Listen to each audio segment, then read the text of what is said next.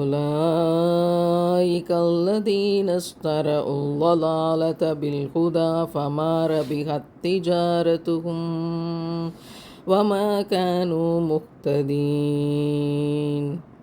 இவர்கள்தாம் நேர்வழிக்கு பதிலாக தவறான வழியை கொள்முதல் செய்து கொண்டவர்கள். இவர்களுடைய இந்த வியாபாரம் லாபம் தராது, மேலும் இவர்கள் நேர்வழி பெறுபவர்களும் அல்லர். இந்த உலகத்தினுடைய ஆதாயத்திற்காக இறை மறுப்பு என்னும் பொருளை வாங்கி கொண்டார்கள். எதை கொடுத்து? இறை நம்பிக்கையை கொடுத்து, நேர்வழியை கொடுத்து, இறை மறுப்பை வாங்கி கொண்டார்கள். சொர்க்கத்தை கொடுத்து நரகத்தை வாங்கி கொண்ட கதை. நம்ம ஒரு பிஸ்னஸ் பண்ணணும், ஒரு வியாபாரம் பண்ணணும், இதை கொடுத்து இதை வாங்குவோம், காசை கொடுத்து அரிசியை வாங்குவோம், அரிசியை கொடுத்து கடலையை வாங்குவோம். ஒரு பொருளை கொடுத்து ஒரு பொருளை வாங்குவது என்கிற வியாபாரம் உள்ளது. இறைவன் நம்மிடம் ஒரு வியாபாரம் நடத்துகிறான்.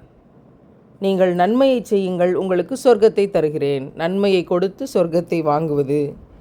ஆனால் கெட்டவர்கள் என்ன செய்து கொள்கிறார்கள்? துரதிர்ஷ்டவாதிகள் என்ன செய்து கொள்கிறார்கள்? நயவஞ்சகர்கள் என்ன செஞ்சு கொள்கிறாங்க?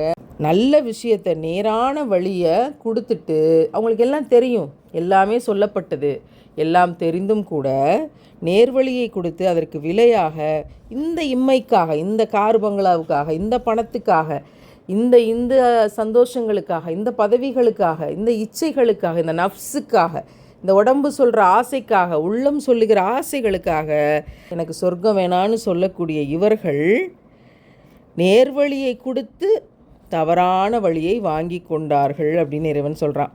இவங்க நேர்வழியிலிருந்து தீய வழிக்கு போவாங்க, ஒற்றுமையிலிருந்து பிரிவினைக்கு போவாங்க, அமைதியிலிருந்து அச்சத்திற்கு போவாங்க, நபி வழியிலிருந்து நவீன அனுஷ்டானத்துக்கு போவாங்க. நவீன அனுஷ்டானம் என்ற வழியில் இருக்கக்கூடிய ஆட்கள் தான் இன்றைக்கு மேக்கப் என்ற பேரில் ஊரை கெடுத்து கொண்டு இருக்கக்கூடியவர்கள், அடையாளமே தெரியாமல் ஆளை மாற்றக்கூடியவர்கள் அப்படிங்கிற பிரச்சாரங்களை நாம் தொடர்ந்து முன்னெடுத்தோம். தங்கத்தை விற்றுவிட்டு சாக்கடையை விலைக்கு வாங்கி கொண்ட இந்த கூட்டம் நம்மை சுற்றி இருக்கிறது.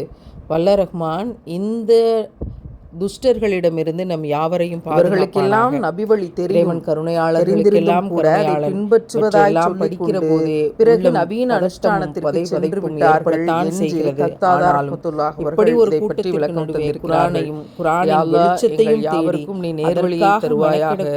நபர்களுக்கு ஒரு நேர்வழியை எங்கள் இறைவனே பாதுகாக்கக்கூடியவன் அல்லாஹ் நமக்கு போதுமானவன், பொறுப்பேற்றுக் கொள்வதில் சிறந்தவன் அவனே என்று நாம் தேர்ந்தெடுக்கிற போது இறைவன் நம்மை தேர்ந்தெடுக்கிறான்.